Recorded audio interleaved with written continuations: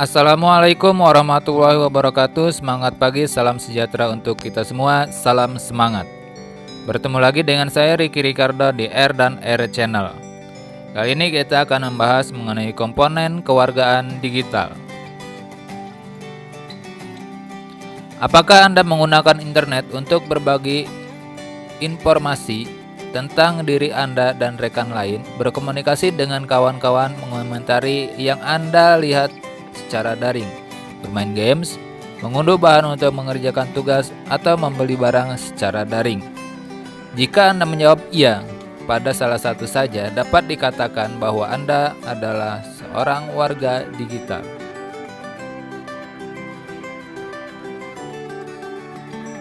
Di sini kita perlu melihat perbedaan warga digital dan kewargaan digital. Warga digital adalah orang yang sadar apa yang baik dan apa yang salah, menunjukkan kecerdasan perilaku teknologi, dan membuat pilihan yang tepat ketika menggunakan teknologi.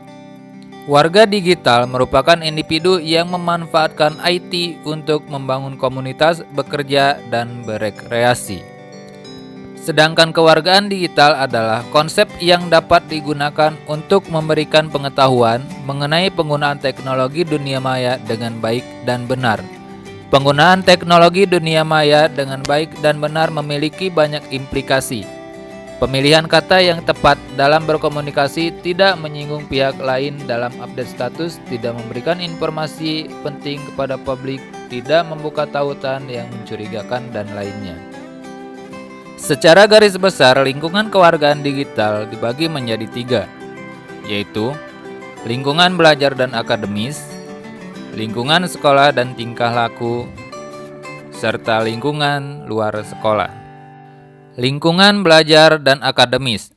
IT telah menjadi bagian dari lingkungan belajar dan akademis, baik pengajar dan siswa secara aktif memanfaatkan IT dalam mencari informasi, data, maupun literatur yang digunakan untuk keperluan akademis.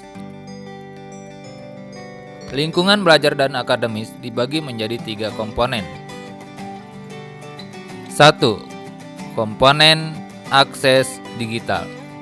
Setiap orang seharusnya memiliki hak yang sama dalam mengakses fasilitas IT, namun kemudian setiap pengguna TIK harus menyadari bahwa tidak setiap orang memiliki kesempatan yang sama dalam mengakses teknologi, baik itu dibatasi oleh infrastruktur maupun oleh lingkungan komunitas pengguna itu sendiri. Keterasingan komunitas secara digital mengakibatkan sulitnya perkembangan suatu lingkungan dikarenakan terbatasnya informasi dari masyarakat dan komunitas dari daerah lain yang telah memanfaatkan teknologi informasi. Setiap warga digital juga harus menyadari faktor-faktor penghambat akses ke teknologi informasi, mulai dari faktor infrastruktur hingga faktor adat dan budaya. Seiring berkembangnya teknologi, akses digital juga semakin mudah diperoleh, sehingga tantangan terbesar selanjutnya adalah pembiasaan terhadap pemanfaatan teknologi itu sendiri. 2. Komunikasi digital. Dalam lingkungan belajar, akademis, maupun lingkungan kerja dan masyarakat umum nantinya, komunikasi merupakan kewajiban yang harus dilakukan setiap orang untuk dapat bertukar informasi dan ide. Komunikasi dapat dilakukan secara satu arah, dua arah, antar pribadi, maupun komunikasi dalam forum. Berbagai bentuk komunikasi digital telah tersedia seperti email, SMS, chatting, forum, WhatsApp, dan lain-lain, memungkinkan setiap individu untuk terus dapat terhubung dengan individu lainnya. Setiap warga digital diharapkan dapat mengetahui berbagai jenis komunikasi menggunakan media digital. Warga digital juga diharapkan dapat mengetahui kelebihan dan kekurangan dari setiap jenis komunikasi tersebut, sehingga dapat memilih penggunaan komunikasi yang tepat sesuai dengan kebutuhan. 3. Literasi digital. Dunia pendidikan telah mencoba untuk mengintegrasikan teknologi digital ke dalam proses belajar mengajar, sehingga siswa mampu menggunakan teknologi digital untuk mencari dan bertukar informasi. Namun, pada kenyataannya teknologi yang digunakan dalam dunia kerja sedikit berbeda dengan yang digunakan di sekolah. Berbagai bidang pekerjaan seringkali memerlukan yang aktual dan bermanfaat. Pekerja dituntut memiliki kemampuan untuk mencari dan memproses data secara kompleks dalam waktu yang singkat. Sementara itu, ketergantungan siswa pada pengajar belum seirama dengan tuntutan dunia kerja. Contoh literasi digital yaitu e-book, YouTube, dan search engine. Literasi digital merupakan proses belajar mengajar mengenai teknologi dan pemanfaatan teknologi. Pelajar dan pengajar diharapkan dapat belajar apa saja, kapan saja, dan di mana saja. Lingkungan sekolah dan tingkah laku. 1. Hak digital.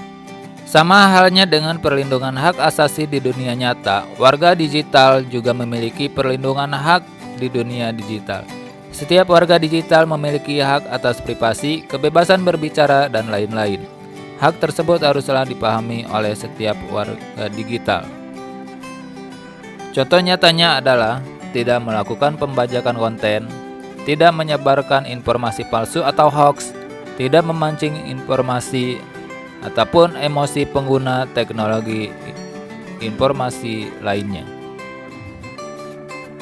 2. Etiket digital.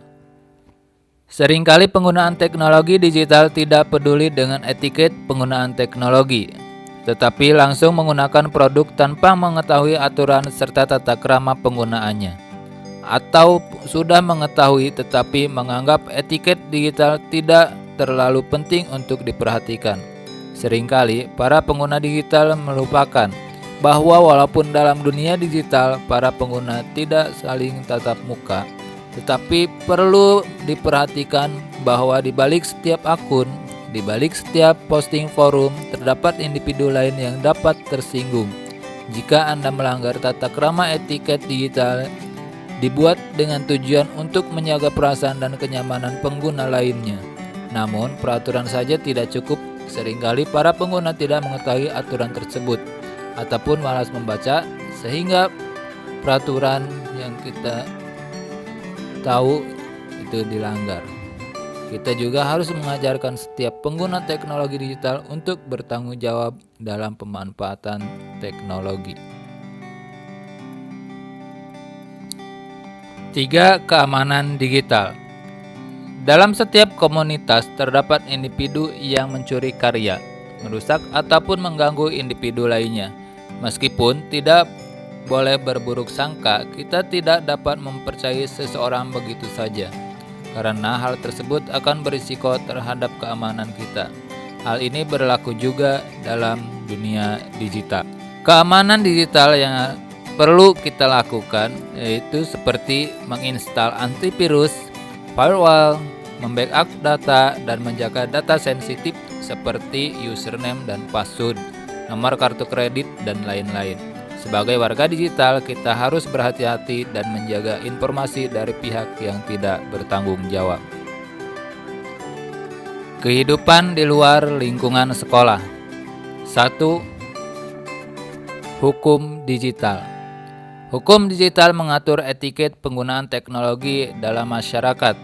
Warga digital perlu menyadari bahwa mencuri ataupun merusak pekerjaan, data diri, maupun properti daring orang lain merupakan perbuatan yang melanggar hukum. Contoh perbuatan yang melanggar hukum antara lain meretas informasi atau website, mengunduh musik ilegal, plagiarism, membuat virus, mengirimkan spam, ataupun mencuri identitas orang lain. Hukum cyber di Indonesia sendiri dapat dikategorikan menjadi 5 aspek besar, yaitu aspek hak cipta, aspek merek dagang, aspek fitnah dan pencemaran nama baik, aspek privasi, dan aspek yurisdiksi dalam ruang cyber. 2. Transaksi digital. Warga digital perlu menyadari bahwa sebagian besar dari proses jual beli telah dilaksanakan secara daring. Berbagai situs jual beli lokal dapat dengan mudah diakses oleh penjual dan pembeli, seperti tokobagus.com, kaskus.co.id, berniaga.com, dan berbagai toko daring lainnya. Dalam jual beli daring, penjual dan pembeli perlu menyadari risiko dan keuntungan yang didapat dari jual beli daring. Mulai dari risiko penipuan, perbedaan barang yang dikirim, lama pengiriman, hingga legalitas barang yang diperjualbelikan. Warga digital perlu mengetahui bagaimana menjadi pembeli maupun penjual daring yang baik. 3. Kesehatan digital.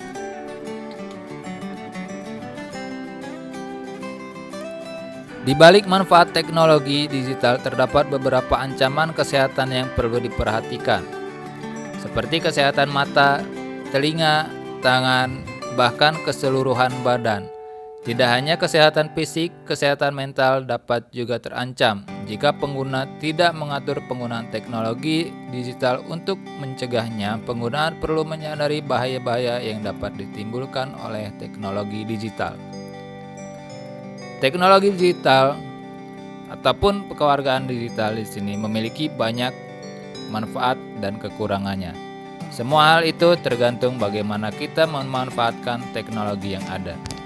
Kita gunakan teknologi dengan bijak, dengan baik, dan dengan benar. Terima kasih. Selamat pagi, salam semangat. Wassalamualaikum warahmatullahi wabarakatuh.